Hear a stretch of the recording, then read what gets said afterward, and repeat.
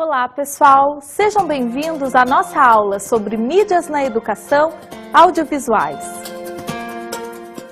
Os meios de comunicação audiovisuais são presenças marcantes nos dias atuais. Dados de uma pesquisa do IBGE apontam que há no país mais casas com televisores do que com geladeira.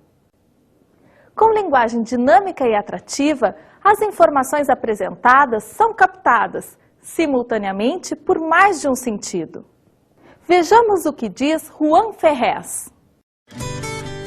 Na comunicação audiovisual, os significados provêm da interação de múltiplos elementos visuais e sonoros, ou seja, são o resultado das interações entre as imagens, as músicas, o texto verbal, os efeitos sonoros, etc. Observando-se somente as imagens, os significados provêm tanto dos elementos pré-fílmicos, o que é colocado diante da câmera, os personagens, o vestuário, a maquiagem, os objetos, a decoração, etc., como dos elementos fílmicos, dos recursos formais, o planejamento, os ângulos, a iluminação, a cor, os movimentos de câmera, etc. No que se refere à trilha sonora, observando somente a palavra, os significados provêm tanto dos elementos linguísticos como dos paralinguísticos, a entonação, o tom de voz. Na comunicação audiovisual, portanto, há vários elementos em jogo. A parte visual é importante, do figurino ao cenário, passando também pela iluminação e ângulos de filmagem. Além disso, a forma de falar, os efeitos sonoros e música também devem receber cuidado especial. A utilização e a produção de tais mídias na e para a educação indica a necessidade de conhecer a forma de comunicar de tais meios, que, segundo Moran, desempenham indiretamente um papel educacional relevante, pois educam sem pretender educar, enquanto o espectador está assistindo de forma aberta e despretensiosa.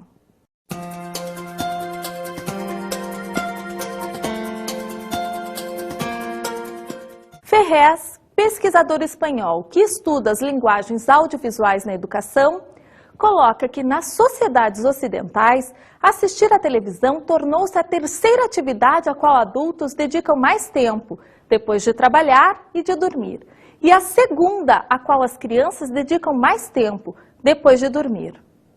Ao chegar em casa, uma das primeiras coisas que se faz é ligar a televisão. A televisão costuma ocupar lugar destacado, localizando-se na sala. É lá que a família se reúne, ao redor do aparelho, com todos os sofás e cadeiras voltados para ele. Dependendo do poder econômico da família, os aparelhos multiplicam-se pela casa. Salas, cozinha, quartos. E cada um pode escolher a programação que desejar. A qualidade da programação, portanto, é uma questão fundamental. Infelizmente, nem sempre ela é adequada. E é por esse motivo que as pessoas devem estar preparadas para analisá-la criticamente. Vamos ver o que diz José Manuel Moran sobre as crianças nesse contexto. A criança é educada pela mídia, principalmente pela televisão. Aprende a informar-se, a conhecer os outros, o mundo, a si mesma, a sentir, a fantasiar, a relaxar, vendo, ouvindo, tocando as pessoas na tela, pessoas que lhe mostram como viver, ser feliz e infeliz, amar e odiar. A relação com a mídia eletrônica é prazerosa. Ninguém obriga que ela ocorra. É uma relação feita através da sedução, da emoção, da exploração sensorial, da narrativa. Aprendemos vendo as histórias dos outros e as histórias que os outros nos contam. Mesmo durante o período escolar, a mídia mostra o mundo de outra forma, mais fácil, agradável, compacta, sem precisar fazer esforço. Ela fala do cotidiano, dos sentimentos, das novidades. A mídia continua educando como contraponto à educação convencional. Educa enquanto estamos entretidos. As novas gerações que chegam à escola estão habituadas às linguagens audiovisuais, que exploram os sentidos e a emoção, Partem do concreto e do imediato e exigem pouco esforço cognitivo, trazendo as informações ilustradas, explicadas e exemplificadas. Ao relacionar televisão, cultura e educação, 2 pontos devem ser destacados. A geração atual habituou-se a receber informações hipersensoriais, que falam primeiro aos sentidos e depois à razão. Muitas vezes as pessoas confundem a versão do fato que está sendo transmitida com a verdade sobre o fato, deixando de analisar criticamente o que foi apresentado. A escola não pode desprezar essas questões. Primeiro, deve considerar aspectos dessa linguagem que fascina e seduz, partindo, por exemplo, do que é próximo da realidade do aluno, do que o toca, do que é prático e concreto, para levá-lo então ao que é teórico e abstrato. Segundo, é preciso discutir sobre o que é veiculado nos canais de televisão, com o intuito de preparar cidadãos que não sejam ingênuos e manipuláveis. E você, que programas assiste?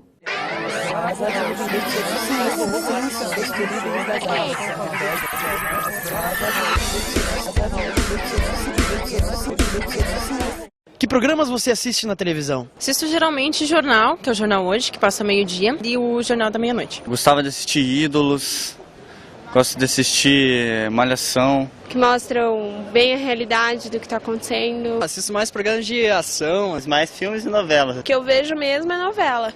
TV aberta mesmo, novela e o Jornal Nacional mais. Programa de entrevistas, assim, que eu mais gosto, assim. Sobre política, esse tipo de coisa. Globo Esporte, Paraná TV, bastante esporte, assim. Por que você assiste esses programas? Do que você gosta neles?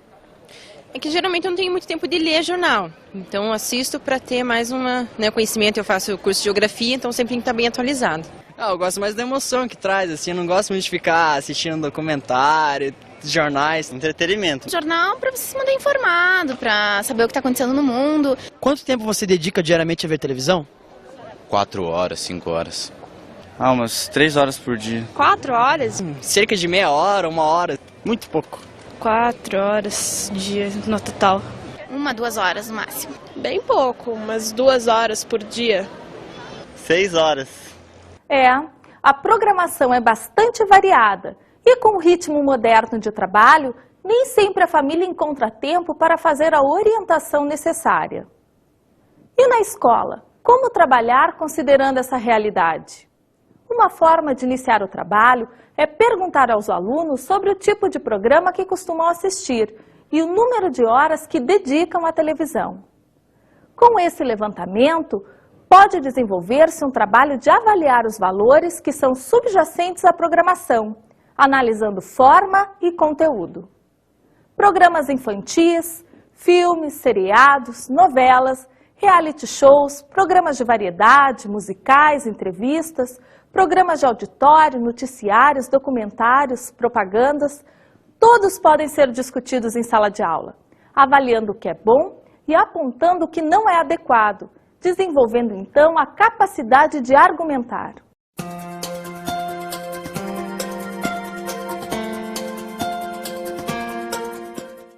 Veja algumas possibilidades de trabalho a partir da experiência de professores em escola.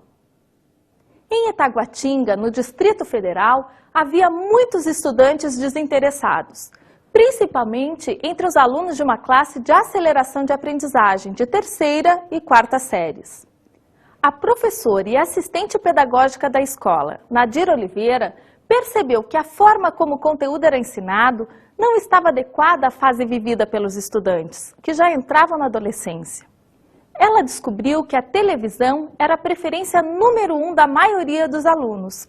Com isso, desenvolveu o projeto De Olho na Tela, que conquistou o Prêmio Incentivo à Educação 2003.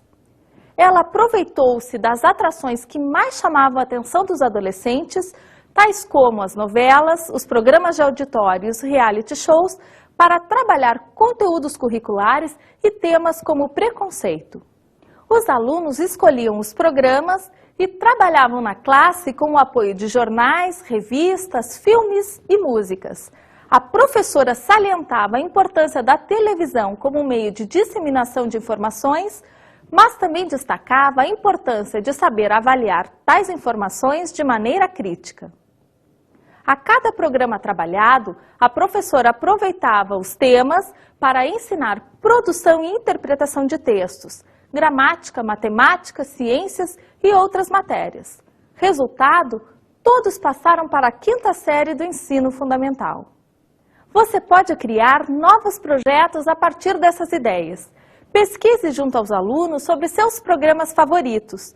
Busque na televisão assuntos interessantes e relevantes e proponha atividades que partam deles e possam levar a discussões mais amplas. Além de considerar uma programação mais popular, procure incentivar os alunos a assistirem programas mais elaborados do ponto de vista de cultura e educação, tais como aqueles veiculados na TV Cultura, com vários programas premiados por combinarem entretenimento, educação e cultura. Não se surpreenda se eles gostarem.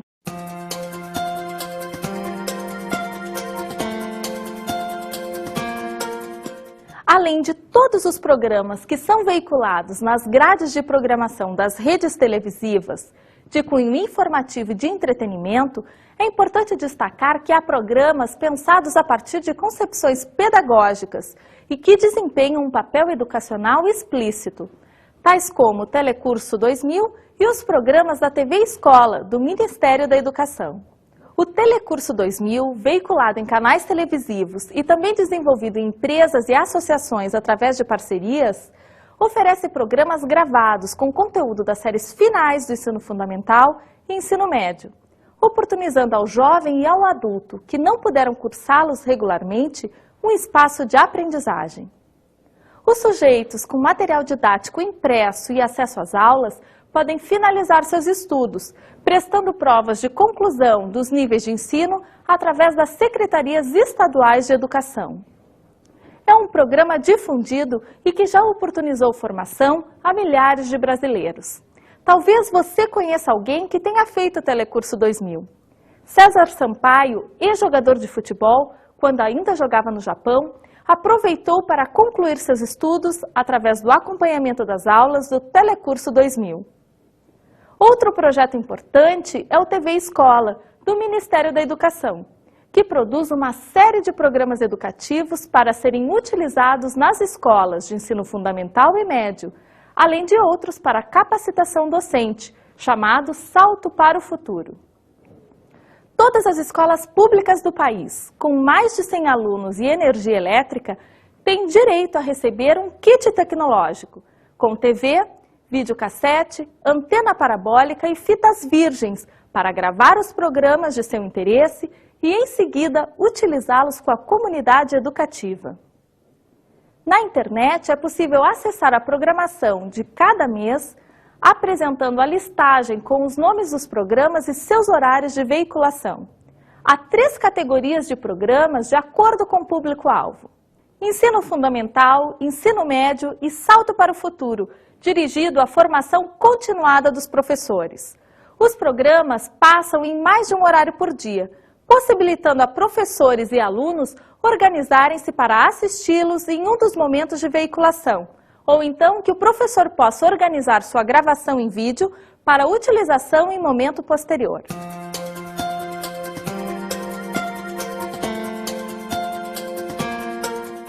Como utilizar os materiais gravados em vídeo ou em DVD na escola sem uma programação regular? Há uma série de reflexões a serem feitas a partir do uso educacional do vídeo. Moran destaca várias facetas de sua utilização na educação.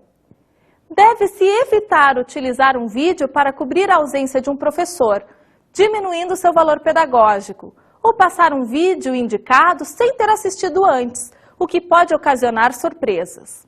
Vejamos algumas alternativas interessantes para o uso do vídeo na educação. A motivação para estudar um assunto. Por exemplo, assistir a um documentário que retrata a pobreza e discutir os problemas sociais, alternativas de trabalho para as comunidades carentes, acesso a serviços de saneamento básico, saúde e educação. Um exemplo de documentário seria o Ilha das Flores, que retrata a situação de famílias que se alimentam do que encontram no lixão. é importante reconhecer a realidade e discutir alternativas de como modificá-la. A ilustração de uma aula, visando a aproximação de realidades distantes, assistindo a trechos de filmes e programas que retratam momentos históricos ou que apresentam culturas ou ecossistemas diferentes, para aprofundar a compreensão dos temas abordados. Sugiro aos alunos que confrontem o que viram no vídeo com a realidade descrita nos livros, destacando pontos em comum e contradições. A possibilidade de apresentar simulações, como o crescimento de plantas, o envelhecimento das pessoas, a erupção de um vulcão ou os efeitos de uma guerra nuclear. Processos que levam anos podem ser simulados com uma boa qualidade em minutos, através de recursos audiovisuais. A utilização de vídeo com propósito educativo explícito, que desenvolvam conteúdos específicos, combinando recursos oferecidos pela linguagem com a possibilidade de parar, voltar, rever, acelerar, como as aulas preparadas pelo IESD. Por natureza, o vídeo apresenta informações através de uma linguagem dinâmica, em formato multimídia, combinando imagem, áudio, texto e movimento. Assim, apresenta-se como uma ferramenta capaz de oportunizar a aprendizagem a indivíduos com estilos cognitivos diferentes, podendo englobar várias representações de um mesmo tópico. Moran destaca também formas de analisar os conteúdos audiovisuais com os alunos, todo o material e propor questões globais, posicionando-se apenas após as opiniões dos alunos. Escolher cenas importantes para apresentar ou rever e levantar questões pontuais sobre o que apresentam. Assistir a um trecho de filme e pedir que os alunos completem o vídeo, supondo o que vai acontecer e depois então assistir ao final para comparar as ideias do grupo com o que o vídeo traz. Vejamos a produção de vídeos com propósito educacional explícito assistindo ao quadro Curiosidade Tecnológica.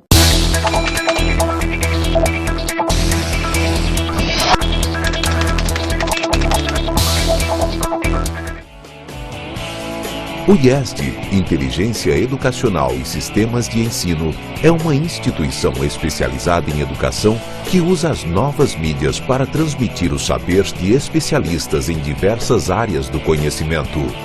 As videoaulas são elaboradas por professores altamente qualificados e preparados para o desempenho em estúdio. E, para que o conteúdo chegue até os alunos com a máxima clareza, a versatilidade dos recursos de comunicação assume um importante papel, pois proporciona sustentação teórica e ampla complementação do tema. Recursos como enquetes, depoimentos, animações, clipes, quadros específicos, atividades práticas em estúdio, textos em lettering e leituras dramáticas auxiliam o professor no processo de construção do conhecimento. Eu acho que o que facilitou bastante, no meu ver, assim, o que o curso propõe, que é muito interessante, é que ele pode ir nos lugares mais distantes possíveis. Por exemplo, você não precisa se adaptar ao curso, na verdade é o curso que se adapta a gente. Porque você pode, por exemplo, morar num lugar mais distante que o curso vai até você. É um material didático muito rico, muito bem elaborado, as professoras são excelentes, inclusive a gente assistia às aulas, eu me sentia como se eu estivesse dentro de uma sala de aula, não como se eu estivesse assistindo um vídeo. Depois de ter me formado pelo IESD, eu me senti tão incentivada que eu fui prestar um vestibular, até meio assim na brincadeira, porque depois de 18 anos parada, né, tinha ficado tanto tempo fora do mercado, de estudo e tal. Voltei, fui fazer o vestibular e passei. Então eu pretendo agora, ao terminar o curso de pedagogia, fazer a pós-graduação pelo IESD, porque a minha meta é montar uma escola. Quem sabe até com uma ênfase em educação especial mesmo, porque eu vejo que tem poucas escolas particulares com esse intuito. É muito bom ver a satisfação de pessoas que têm a oportunidade de ter acesso a vídeos educacionais de qualidade.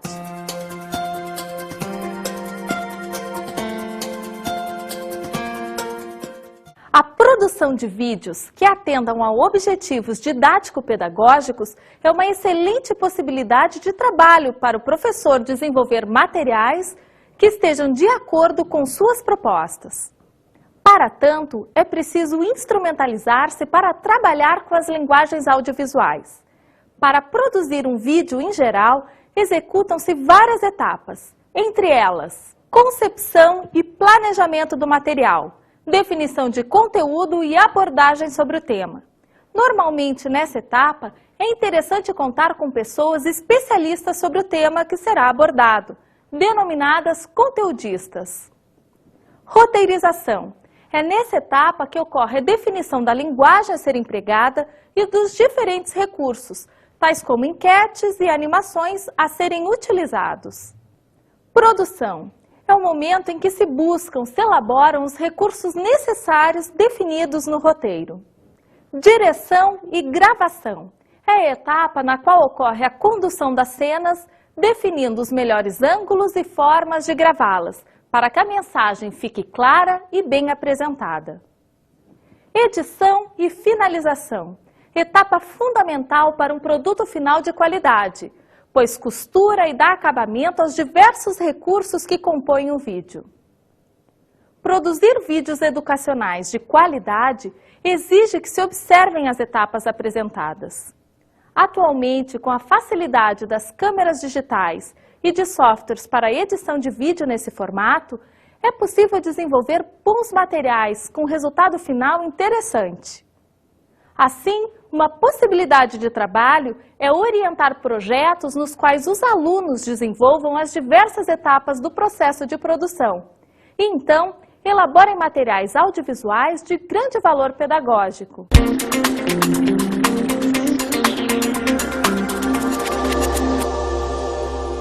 Como dica de estudo, sugiro a leitura do artigo O Vídeo na Sala de Aula, de José Manuel Moran, publicado na revista Comunicação e Educação e também disponível na internet.